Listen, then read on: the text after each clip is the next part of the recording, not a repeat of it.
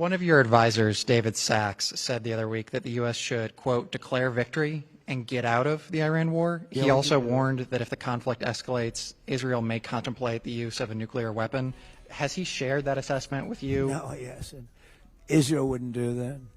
Israel would never do that. And, there's a theory. You've pounded them to hell, and you can just leave now, and it'll take 10 years for them to build back not nearly what they have right now. And I guess that's another theory. But we want to have it ended so that another president doesn't have. Look, for 47 years, no president was willing to do what I'm doing, and they should have done it a long time ago. It would have been a lot easier.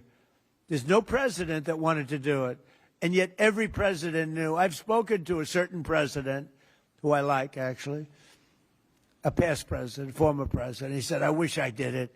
I wish I did. But they didn't do it. I'm doing it. Yeah. Which president? I can't tell you that. I don't want to embarrass him. It would be very bad for his career, even though he's got no career left. Go ahead, please. You mentioned. How about the man right Thank you, sir. Mr. President, you mentioned that you're not entirely sure who you're dealing with, who the leadership is in Iran. Do you see a viable opposition movement still in that country following all of the protests that we had seen before the airstrikes and kind of an opposition movement that could become a viable leader in Iran? Well, the biggest problem, and, we have brave people in this room, but the biggest problem that I see is that, they put out a warning, and we have the warning. We get everything they get. And it said any protester that goes onto the street will be immediately shot and killed.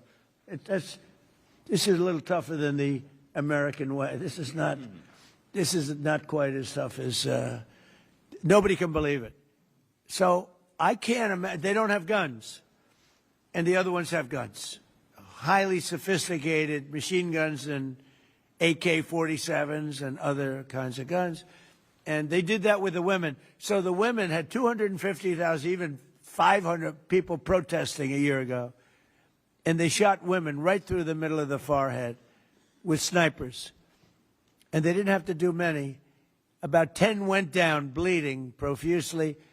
And 250 to 500,000 women went running in the other direction.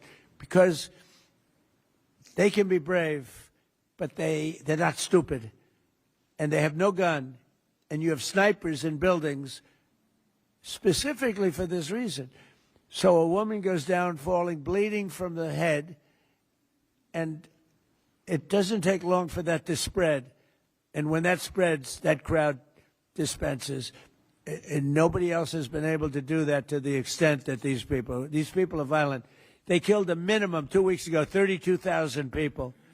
So, and they put out actually a notice 2 days ago, if you protest, you will be shot and killed. So, I don't know. I would say Mike Johnson's the only person I know who has the courage to go out in that kind of an atmosphere. I don't think so.